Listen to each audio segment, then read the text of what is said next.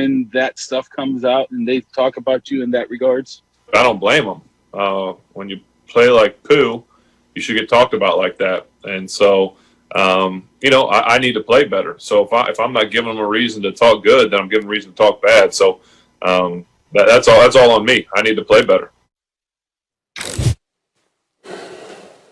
Is that Monday Night Football's Louis Riddick, looking dapper as always. Louis, good to see you. Merry Christmas Eve. I will get to you in just a moment, sir.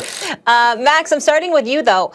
This Pittsburgh team, started on that hot streak, right? Going undefeated. They've now lost 3 straight. Monday night, it was to the lowly Cincinnati Bengals. Ben couldn't throw anything downfield. Do you think he should be the one taking the blame for this 3-game losing streak? Yep. You could point to other factors, but if I had to start somewhere, I'd say Ben Roethlisberger. Before I get into Roethlisberger, let me say the schedule has really killed the Steelers. They had to take their bye early. They missed their mini bye. They didn't get to host a Thursday night game at home. They played 3 games in 13 days just as the schedule got tough. All those things are true, and it conspired to make them look worse at this moment than they really are. However, I could point to 3 things that really have held them back recently, and it starts with Ben Roethlisberger not being able to throw the ball down the field. That's where it starts. They're not getting run blocking, that's true. But when your defense is playing up because they know there's no deep threat, that makes the defense against the run even better. It makes run blocking even harder. It makes it even harder for your running back. And then when you combine that with play calling that, let's just say it's predictable. Like if I'm sitting at home and I know what the Steelers are going to run, pass, then that means the defense knows too. But it starts, all that cascading effect starts with the fact that they have a quarterback who really doesn't get the ball down the field anymore. And by the way, the fact that he comes up and says what he says, like Carson Wentz, who sometimes people compare to Roethlisberger, take notes. That's how you do it. I play bad. Of course people are talking bad about me. Like he owns it. And he's done an amazing job for a 38-year-old coming back off a catastrophic injury, playing as well as he had, changing his style of play, not holding the ball and using his physical strength and everything and moving around in the pocket, just getting rid of the ball quickly and compensating for a loss of arm strength and also probably for durability issues. He's smart, being 38 now. But that doesn't absolve him, or it does, if you're pointing to who is to blame, where does it start? You got a quarterback with there's no vertical passing threat. That's where it starts. Yeah, I think where this really starts fundamentally is from a physicality standpoint. The offensive line has been in a state of transition right from the very get-go during the regular season. They've had issues at right tackle. They've had issues at left guard. And then fundamentally, they just don't have the same kind of commitment, or they haven't had the same kind of commitment to running the football, because when you're not gaining 4+ carrying the ball, what happens is offensive coordinators tend to shy away from the passing game. Quarterbacks tend to shy away from the running game. Quarterbacks tend to audible away from the running game, and it winds up becoming a one-dimensional type of scenario where they wind up throwing the football.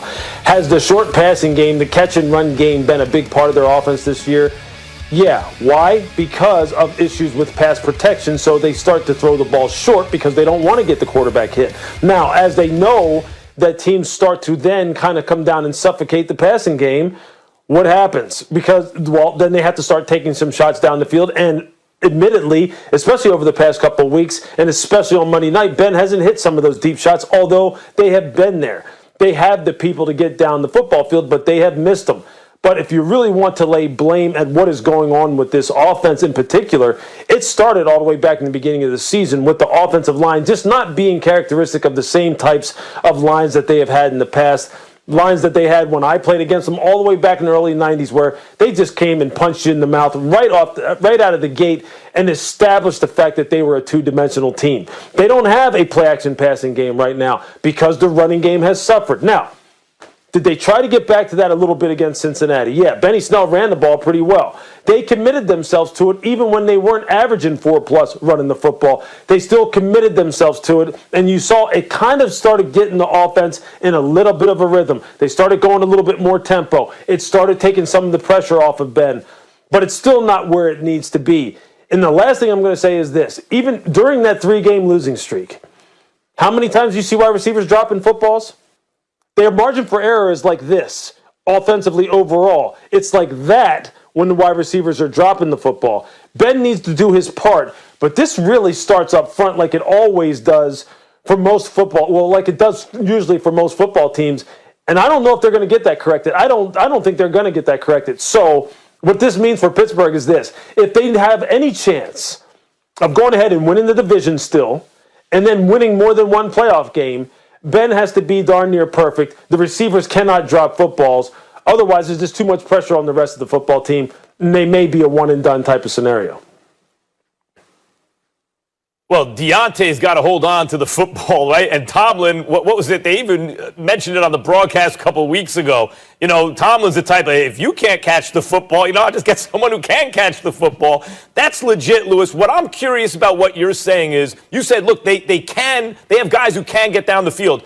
Are you saying that because the offensive line is not giving Roethlisberger enough time, that compounds the situation because he's going to take a hit because there's no time for guys to get open down the field, and therefore they're going to the short passing game? Well, what I'm saying is, in order to push the ball down the field, you have to hold the ball longer. The longer you hold the football when your offensive line is compromised, as you saw against the Bengals, the more your quarterback's going to get hit. Do you really want Ben getting hit that much, is what I'm saying. So you say, look, what's the happy medium here?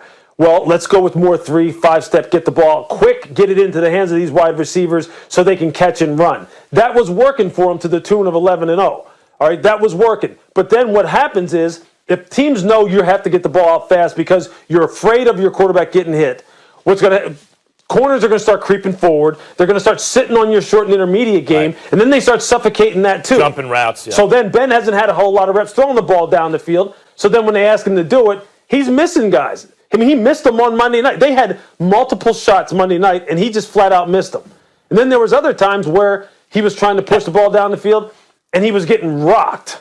So they're in a bad spot right now. There's no question about it. They're in a bad spot. But that's why I'm asking, Lewis, because to me it looks like he's not really able to get it down the field and put it where he wants to put it with zip as he once did. And as a result of that, I think that's really what I think about Chip Kelly's offense from years ago, right? Like lots of short passes to simulate a run game, but then shots down the field. Once you take away the shots down the field, if you're not getting run blocking, if you're especially right tackle, you think, okay, that's going to affect the run game. If you're not getting run blocking and the defense is already creeping up, then you're not going to have any run game at all, and now you're also not going to have a short passing game. That's why I'm starting with Roethlisberger. Are you saying that he actually could be a vertical passing threat if he had better blocking up front? Well, I'm saying that it would probably be a little bit more competent. I'm not taking anything away from your assertion that he hasn't been accurate down the field. I mean, we see that. It's been a problem. He has missed some of those shots. He's also hit some here early in the season. Thinking back to the Philadelphia game where Chase Claypool went crazy. He had some nice deep balls, plus 20, plus 25-yard throws there. It's just the consistency with which he's able to do this. What I'm saying, though, is this. When the offensive line is suffering, and then you go away from the running game, that takes away, especially on first and second down, your play-action passing game because teams don't honor it. If they just will commit to running the football even when they're not getting 4+ on it, what will happen is defensive players will naturally become conditioned to say, okay, well, at least they're trying to run it, so I'm going to have to honor it a little bit more. And that will help out the throwing windows for Ben in that plus 15, plus 20-yard area in the middle of the field to push the ball down the field a little bit more. Without the running game, the deep passing game is going to really suffer. Defensive linemen are going to tee off. There's no play-action passing game. And you know what? His arm strength is just not what it used to be, so it's just going to look even worse. So what I'm saying is, if you have no threat of the running game at all, you're really going to be in trouble, and that's where it looks like they're heading right now, unless they change around their MO. Now, how much is so? I would rank the problems. It starts with Roethlisberger. He can't get the ball down the field anymore. It looks like to me. It then goes to the offensive line, primarily run blocking, right? Because then they also can't get a run game, and that exacerbates everything. And then I go, maybe even before the offensive line, Lewis, I go to play calling. What do you think about the offensive coordinator, what's his name, Randy Fichtner in Pittsburgh, who used to be... Yeah, he used to be... Yeah. He used to be Roethlisberger's quarterback coach not all that long ago before he got the job. But I'm sitting at home thinking if I'm sitting on my couch going, this offense is predictable, I imagine that defensive coordinators feel the same way. What are your thoughts? Yeah, I would still rank it like this. I would rank it as offensive line deficiency because they just are. And then I would go play calling / quarterback play in that order. Because if you don't commit to running the football and you don't help your quarterback out in that way, and then you're just putting it all on him when you know that he is somewhat deficient throwing the ball down the field, then you're giving him no shot. So I would really go in that order. And that's not to take any of the blame away from Ben because he's admitted himself, I haven't been good enough.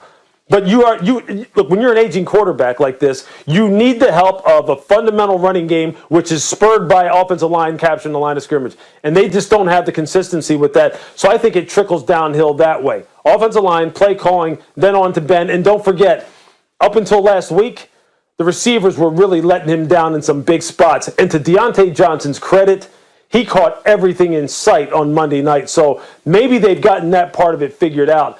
But a lot of their issues right now are so fundamental in nature, you can't fix them right now. You can only fix them with better players in the offseason. That's what scares me overall for this football team offensively is I think what you see is what you get, and that could lead to them being a one-and-done scenario when the playoff time rolls around. So are you saying, so that sounds to me like you're saying they're not going to win the division.